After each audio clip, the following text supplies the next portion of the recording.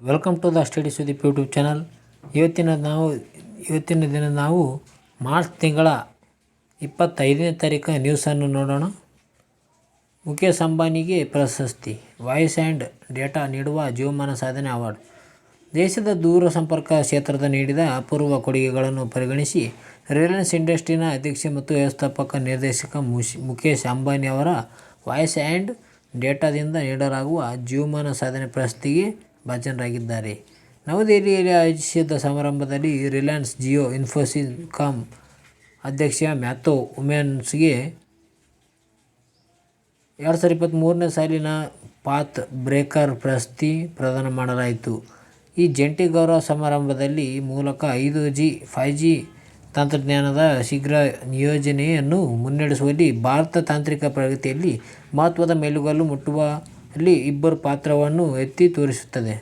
Matthew ಹುಮಾನ್ ಮಾತನಾಡಿ, ಮುಖೇಶ್ ಅಂಬಾನಿಗೆ ಅವರು ಪ್ರಶಸ್ತಿ ನೀಡುವುದರಿಂದ ನಮಗೆ ಗೌರವ ದೊರೆತಂತಾಗಿದೆ ಎಂದರು. ಅವರ ಪ್ರಭಾವಶಾಲಿ ನಾಯಕತ್ವವು ಟೆಲಿಕಾಂ, ರಿಟೇಲ್, ವ್ಯಾಪಾರ, ಮಾಧ್ಯಮ ಮತ್ತು ಕ್ರೀಡೆಗಳನ್ನು ವ್ಯಾಪಿಸಿದೆ.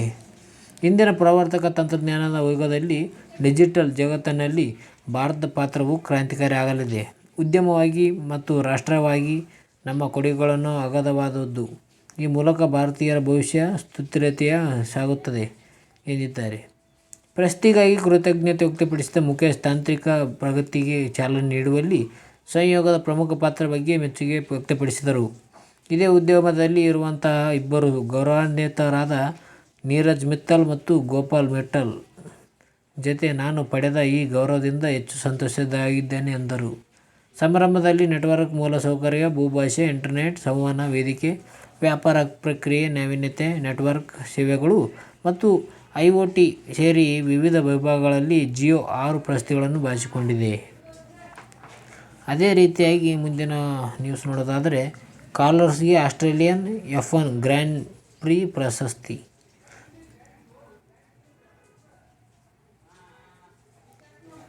ಸ್ಪೇನ್ನ ಫಾರ್ಮುಲಾ 1 ರೇಸ್ನ ಕಾರ್ ಚಾಲಕ ಕಾರ್ಲೋಸ್ ಸೈನ್ಜ್ ಇಲ್ಲಿನ ಆಲ್ಬರ್ಟ್ ಪಾರ್ಕ್ನಲ್ಲಿ ನಡೆದ ಆಸ್ಟ್ರೇಲಿಯನ್ F1 ಗ್ರ್ಯಾನ್ ಪ್ರಿನಲ್ಲಿ ಪ್ರಶಸ್ತಿ ಗೆದ್ದುಕೊಂಡಿದ್ದಾರೆ.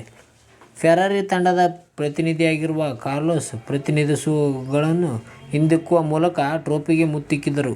ಪ್ರಸಕ್ತ ಋತುವಿನಲ್ಲಿ ಬಹ್ರೇನ್ ಗ್ರ್ಯಾನ್ ಪ್ರಿ ಮತ್ತು ಸೌದಿ ಅರೇಬಿಯಾ ಗ್ರ್ಯಾನ್ ಪ್ರಿ ಸೇರಿದಂತೆ 2 ಪ್ರಶಸ್ತಿಗಳನ್ನು ಗೆದ್ದಿದ್ದ ವರ್ಸ್ಟಾಪೆನ್ ಈ ರೇಸ್ನಲ್ಲಿ ಮುಂಚೂಣಿ ಸ್ಪರ್ಧೆಯಲ್ಲಿದ್ದರು. ಆದರೆ ಕಾರಿನ ತಾಂತ್ರಿಕ ದೋಷದಿಂದಾಗಿ ಅವರು ಹಿನ್ನಡೆ ಅನುಭವಿಸಬೇಕಾಯಿತು. ಅಪೆಂಡಿಕ್ಸ್ ಶಸ್ತ್ರಚಿಕಿತ್ಸೆಯ ಕಾರಣ ಸೌದಿ ಅರೇಬಿಯಾ ಗ್ರ್ಯಾನ್ ಪ್ರಿಯಿಂದ ದೂರುಳಿದಿದ್ದ ಸೈನ್ಜ್ ಶಸ್ತ್ರಚಿಕಿತ್ಸೆಯ 2 ವಾರಗಳ ಬಳಿಕವಷ್ಟೇ ರೇಸ್ಗೆ ಮರಳಿದರು. ಆದಾಗ್ಯೂ ಅಪ್ರತಿಮ ಸಾಧನೆ ತೋರುವಲ್ಲಿ ಈ ಮೂಲಕ ಚಾಂಪಿಯನ್ ಆಗಿ ಹೊರಹೊಮ್ಮಿದರು. ಪ್ರಶಸ್ತಿ ಗೆಲ್ಲುವ ಫೇವರೇಟ್ ಆಗಿದ್ದ ವರ್ಸ್ಟಾಪೆನ್ ಅವರ ಕಾರಿನ ಎಂಜಿನ್ನಲ್ಲಿ ತಾಂತ್ರಿಕ ದೋಷದಿಂದ ಬೆಂಕಿ ಕಂಡುಬಂದ ಹಿನ್ನೆಲೆಯಲ್ಲಿ ಅವರು ಪಂದ್ಯದಿಂದ ನಿವೃತ್ತರಾಗಬೇಕಾಯಿತು. ಫೆರಾರಿ ತಂಡದವರೇ ಆದ ಚಾರ್ಲ್ಸ್ ಲೆಕ್ಲರ್ಕ್ 2ನೇ ಸ್ಥಾನ ಪಡೆದುಕೊಂಡರೆ, ಮೆಕ್ಲರೆನ್ ತಂಡದ ಲ್ಯಾಂಡೋ ನೋರಿಸ್ 3ನೇ ಸ್ಥಾನ ಪಡೆದಿದ್ದಾರೆ. ಅದೇ ರೀತಿಯಾಗಿ 2026ರ ಕಾಮನ್ವೆಲ್ತ್ ಗೇಮ್ಸ್ ಆತಿಥ್ಯಕ್ಕೆ ಮಲೇಷಿಯಾ ನಕಾರ. ಮುಂಬರುವ 2026ರ ಕಾಮನ್ವೆಲ್ತ್ ಕ್ರೀಡಾಕೂಟದ ಆತಿಥ್ಯ ವಹಿಸುವ ಪ್ರಸ್ತಾಪವನ್ನು ಮಲೇಷಿಯಾ ತಿರಸ್ಕರಿಸಿದೆ. ಸಮಯದ ಅಭಾವ, ವೆಚ್ಚ, ಸಾಕಷ್ಟು ಹಣಕಾಸಿನ ಕೊರತೆಯ ಕಾರಣ ಈ ನಿರ್ಧಾರಕ್ಕೆ ಬರಲಾಗಿದೆ ಎಂದು ಮಲೇಷಿಯಾ ಸರ್ಕಾರ ತಿಳಿಸಿದೆ. ಆಸ್ಟ್ರೇಲಿಯಾದ ವಿಕ್ಟೋರಿಯಾ ರಾಜ್ಯವು ಹೆಚ್ಚುತ್ತಿರುವ ವೆಚ್ಚಗಳಿಂದಾಗಿ 2023ರಲ್ಲಿ ಕ್ರೀಡಾಕೂಟದ ಆತಿಥ್ಯದಿಂದ ಹಿಂದೆ ಸರಿದ ನಂತರ ಕ್ರೀಡಾಕೂಟವನ್ನು ಜೀವಂತವಾಗಿಡುವ ಕಾಮನ್ವೆಲ್ತ್ ಗೇಮ್ಸ್ ಫೆಡರೇಷನ್ CGF ಪ್ರಯತ್ನವು ಅಪಾಯದಲ್ಲಿದೆ. ಅದೇ ರೀತಿಯಾಗಿ ಮುಂದಿನ ನ್ಯೂಸ್ ನೋಡೋದಾದರೆ, ಪ್ರಾಚ್ಯಾವೇಶಕ್ಕೆ ಡಿಜಿಟಲ್ ರೂಪ. ರಾಜ್ಯದ ವಸ್ತು ಸಂಗ್ರಹಾಲಯಗಳಲ್ಲಿರುವ 25,000 ಪ್ರಾಚ್ಯಾವಶೇಷಗಳನ್ನು ಲೇಸರ್ ಸ್ಕ್ಯಾನಿಂಗ್ ಮೂಲಕ 3D ದತ್ತಾಂಶ ಸಂಗ್ರಹಿಸಲು ಪುರಾತತ್ವ ವಸ್ತು ಸಂಗ್ರಹಾಲಯಗಳು ಮತ್ತು ಪರಂಪರೆ ಇಲಾಖೆ ಮುಂದಾಗಿದೆ. ಕರ್ನಾಟಕದ 16 ಸಂಗ್ರಹಾಲಯಗಳು ಮತ್ತು 1 ಆರ್ಟ್ ಗ್ಯಾಲರಿಯಲ್ಲಿರುವ ಪ್ರಾಚ್ಯಾವಶೇಷಗಳಿಗೆ ಡಿಜಿಟಲ್ ಸ್ಪರ್ಶ ನೀಡುವುದು ಈ ಯೋಜನೆಯ ಮುಖ್ಯ ಉದ್ದೇಶವಾಗಿದೆ. ಈ ಸಂಬಂಧ ಪುರಾತತ್ವ ಇಲಾಖೆಯು ಕರ್ನಾಟಕ ರಾಜ್ಯ ವಿಜ್ಞಾನ ಮತ್ತು ತಂತ್ರಜ್ಞಾನ ಮಂಡಳಿಯೊಂದಿಗೆ ಒಡಂಬಡಿಕೆ ಮಾಡಿಕೊಂಡಿದೆ. ಈ ಪತ್ರವನ್ನು ಅನುಮೋದನೆಗೆ ಸರ್ಕಾರವು ಕಳುಹಿಸಿದೆ. ಈಗಾಗಲೇ ಕರ್ನಾಟಕ ರಾಜ್ಯ ವಿಜ್ಞಾನ ಮತ್ತು ತಂತ್ರಜ್ಞಾನ ಮಂಡಳಿಯು ರಾಜ್ಯದಲ್ಲಿರುವ 830 ಸ್ಮಾರಕಗಳನ್ನು 3D ಲೇಸರ್ ಸ್ಕ್ಯಾನಿಂಗ್ ಮಾಡಿದೆ. ಇದೇ ಸಂಸ್ಥೆಯಿಂದ ಪ್ರಾಚ್ಯವಶೇಷಗಳಿಗೆ ಡಿಜಿಟಲ್ ಸ್ಪರ್ಶ ನೀಡುವ ಕಾರ್ಯವು ಶೀಘ್ರವೇ ಆರಂಭವಾಗಲಿದೆ.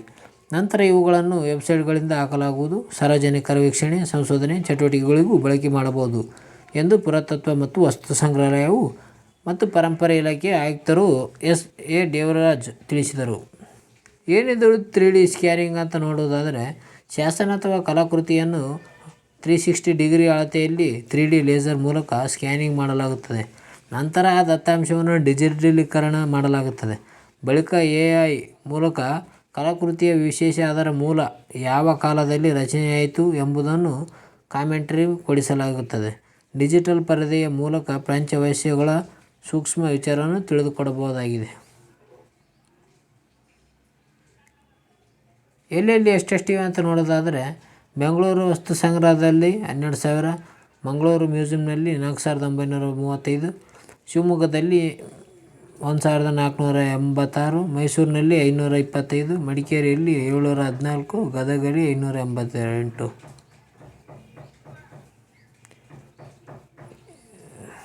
ಯಾವುದಕ್ಕೆಲ್ಲ ಡಿಜಿಟಲ್ ರೂಪ ಅಂತ ನೋಡೋದಾದರೆ, ನಾನಾ ವಸ್ತುಗಳು, ಸಂಗ್ರಹಾಲಯಗಳಲ್ಲಿರುವ ನಾಣ್ಯಗಳು, ಶಿಲ್ಪಕಲೆಗಳು, ನಾಮಪತ್ರಗಳು, ಕಲಾಕೃತಿಗಳು ಹಾಗೂ ಶಾಸನ ಸೇರಿ ಒಟ್ಟು 25,000 ಪ್ರಾಚ್ಯವಶೇಷಗಳನ್ನು ಡಿಜಿಟಲೀಕರಣ ಮಾಡಲಾಗುತ್ತದೆ.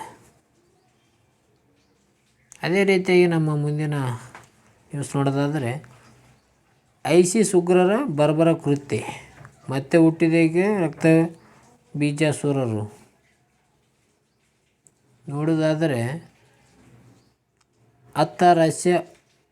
ಅತ್ತ ರಷ್ಯಾ ಉಕ್ರೇನ್ ನಡುವಿನ ಸಂಘರ್ಷ ತಗ್ಗುವಲ್ಲಿ ಲಕ್ಷಣಗಳು ಕಾಣುತ್ತಿಲ್ಲ. ಮತ್ತೊಂದೆಡೆ ಹಮಾಸ್ ಉಗ್ರರು ಮತ್ತು ಇಸ್ರೇಲ್ ಸೇನೆಯ ನಡುವೆ ಹಣಾಹಣಿಯಲ್ಲಿ ಜಗತ್ತೇ ಕಂಡಿದೆ. ಈ ಎರಡೂ ತಿಕ್ಕಾಟದಲ್ಲಿ ಅಗಾಧ ಸಂಖ್ಯೆಯ ಅಮಾಯಕರು ಸತ್ತಿದ್ದಾರೆ, ಗಣನೀಯ ಸಂಖ್ಯೆಯಲ್ಲಿ ಗಾಯಗೊಂಡಿದ್ದಾರೆ. ಈ ಎರಡು ಅಪಸವ್ಯಗಳನ್ನು ಕಂಡವರು ಇನ್ನೂ ತೀರಿಲ್ಲವೇ ಎಂದು ಚೀರಿದ್ದುಂಟು. ಆದರೆ ಈ ಚೀರಾಟ ಕೇವಲ ಅರಣ್ಯ ರೋದನಷ್ಟೇ ಎನಿಸಿದೆ. ಕಾರಣ, ರಷ್ಯಾದ ಮಾಸ್ಕೋ ನಗರದ ಮೇಲೆ ಉಗ್ರರ ದಾಳಿಯಿಂದಾಗಿ ಸಾಕಷ್ಟು ಜನ ಸತ್ತಿದ್ದಾರೆ. ಅಟ್ಟಹಾಸ ಮೆರೆದಿರುವ ಉಗ್ರರು ಇನ್ನೂ ತೀರಿಲ್ಲ, ನಮ್ಮ ರಕ್ತದಾಹ ಎಂಬಂತೆ ವರ್ತಿಸುತ್ತಿದ್ದಾರೆ. ಏನಪ್ಪ ಅಂದರೆ, ಇದು ಎಲ್ಲೆಲ್ಲಿ ದಾಳಿ ಆಗಿದೆಯಪ್ಪ ಅಂದರೆ, ರಷ್ಯಾದಲ್ಲಿ ಮಾರ್ಚ್ ಆರಂಭದಲ್ಲಿ, ಅಫ್ಘಾನಿಸ್ತಾನದಲ್ಲಿ ಹೊರಗೆ, ಅದರಲ್ಲೂ ನಿರ್ದಿಷ್ಟವಾಗಿ ಅಮೆರಿಕ ಮತ್ತಿತರ ಪ್ರಾಚ್ಯ ದೇಶಗಳಲ್ಲಿ ISIS-K ಉಗ್ರರು ದಾಳಿ ಮಾಡಬಹುದು ಎಂಬ ಗುಪ್ತಚರ ವರದಿಗಳು ಬಂದಿರುವಂತೆ ಮಿಕ್ಕಂತೆ ISIS-K ಬಣವು ವಿಶ್ವದ ಸಾಕಷ್ಟು ಭಾಗಗಳಲ್ಲಿ ದಾಳಿ ನಡೆಸಿ ಕುಖ್ಯಾತಿ ಪಡೆದಿರುವುದುಂಟು. 2021ರಲ್ಲಿ ಕಾಬೂಲ್ನಲ್ಲಿ ಅಂತಾರಾಷ್ಟ್ರೀಯ ವಿಮಾನ ನಿಲ್ದಾಣದಲ್ಲಿ ಮೇಲೆ ದಾಳಿ ಮಾಡಿ 2022ರಲ್ಲಿ ಕಾಬೂಲ್ನಲ್ಲಿ ರಷ್ಯಾ ರಾಯಭಾರಿ ಕಚೇರಿ ಮೇಲೆ ನಡೆದ ಮಾರಣಾಂತಿಕ ಆಹುತಿ ಬಾಂಬ್ ದಾಳಿಯಲ್ಲಿ ಇದರ ಪಾಲು ಕೂಡ ಇದೆ. ಅದೇ ರೀತಿಯಾಗಿ ಇತ್ತೀಚೆಗೆ ಇರಾನ್ನಲ್ಲಿ ಅವಳಿ ಬಾಂಬ್ ದಾಳಿ ನಡೆಸಿ 100 ಮಂದಿ ಅಮಾಯಕರ ಸಾವಿಗೆ ಕಾರಣವಾಗಿದ್ದು, ಇವುಗಳಲ್ಲಿ ಮುಖ್ಯವಾದದ್ದನ್ನು ಮಾತ್ರವಲ್ಲದೆ ಅಫ್ಘಾನಿಸ್ತಾನದಲ್ಲಿ ಸೇನಾಪಡೆಗಳ ಸ್ಥಳಾಂತರದ ವೇಳೆ ದಾಳಿ ನಡೆಸಿದೆ. ಅಮೆರಿಕ ಸೇನೆಯ 13 ಮಂದಿ ಯೋಧರನ್ನು, ಹಲವಾರು ನಾಗರಿಕರನ್ನು ISIS-K ಉಗ್ರರು ಕೊಂದಿದ್ದಾರೆ. ಅಫ್ಘಾನಿಸ್ತಾನದ ಒಳಗೆ ಮತ್ತು ಹೊರಗೆ ಕೆಲ ಮಸೀದಿಗಳ ಮೇಲೂ ಇವರು ದಾಳಿ ಮಾಡಿದ್ದುಂಟು.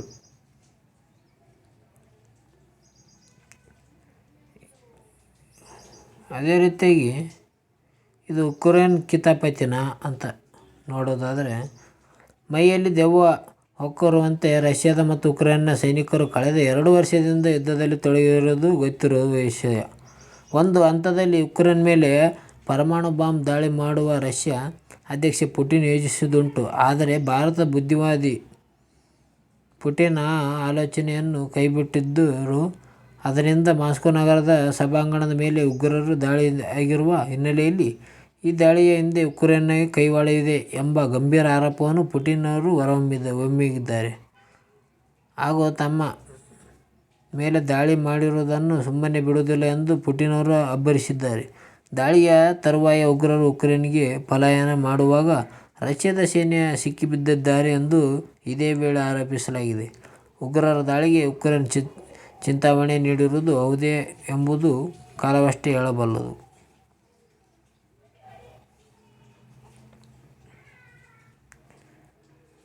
ಯುದ್ಧ ಮತ್ತಷ್ಟು ತೀವ್ರವಾಗಿದೆ.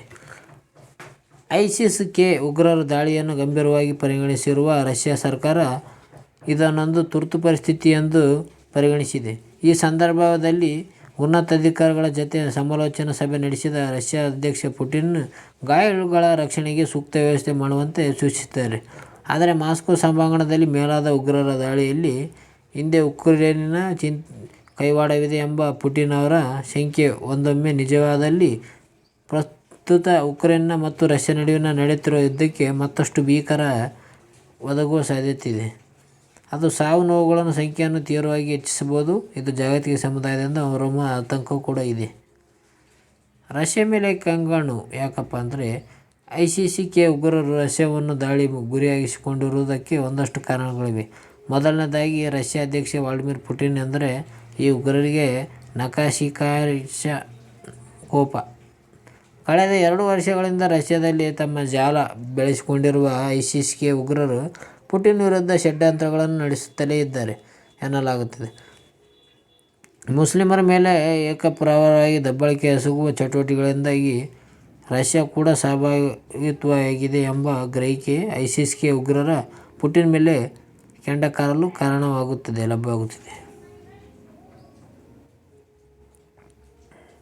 ಏನಿದು ಐಸಿಸ್-ಕೆ ಬಣ್ಣ ಎಂದರೆ ನೋಡೋದಾದರೆ ಅಪಾರ ಸಂಖ್ಯೆಯಲ್ಲಿ ನೇರದಿಂದ ಕ್ರೈಸ್ತ ಬಾಂಧವರನ್ನು ಗುರಿಯಾಗಿಸಿಕೊಂಡು ಹೀಗೆ ಕ್ರೌರ್ಯ ಮೆರೆದಿದ್ದು ಐಸಿಸ್-ಕೆ ಎಂಬ ಉಗ್ರರ ಬಣ್ಣ ಹುಟ್ಟಾಕಿದೆ. ಇಸ್ಲಾಮಿಕ್ ಸ್ಟೇಟ್ ಖೊರಾಸನ್ ಎಂಬುದು ಈ ಹೆಸರಿನ ವಿಸ್ತೃತ ರೂಪ.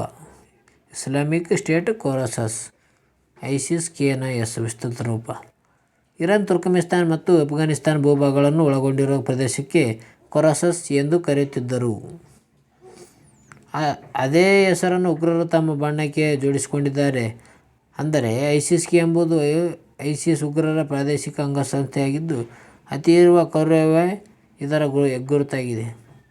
2018ರಲ್ಲಿ ತಾಲಿಬಾನ್ ಹಾಗೂ ಅಮೆರಿಕ ಪಡೆಗಳು ನಡೆಸಿದ ದಾಳಿಯಿಂದಾಗಿ ಈ ಬಣ್ಣವು ಉಗ್ರ ಸಂಖ್ಯೆ ಮತ್ತು ತೀವ್ರತೆ ತಗ್ಗಿದೆ ಎನ್ನಲಾಗಿತ್ತು. ಆದರೆ ರಷ್ಯಾದಲ್ಲಿ ಮೊನ್ನೆ ನಡೆದಿರುವ ದಾಳಿಯ ಭೀಕರತೆಯನ್ನು ಅವಲೋಕಿಸಿದಾಗ ಇದು ಸಂಪೂರ್ಣ ಸತ್ಯವಲ್ಲ ಎಂದು ಮನವರಿಕೆಯಾಗುತ್ತದೆ. ಓಕೆ ಫ್ರೆಂಡ್ಸ್, ಇವತ್ತಿನ ವಿಡಿಯೋದಲ್ಲಿ ಇಷ್ಟೇ. ನಮ್ಮ ಏನಾದರೂ ವಿಡಿಯೋ ಇಷ್ಟ ಆದರೆ ನೀವು ಸಬ್ಸ್ಕ್ರೈಬ್ ಮಾಡಿ, ಲೈಕ್ ಮಾಡಿ, ಶೇರ್ ಮಾಡಿ.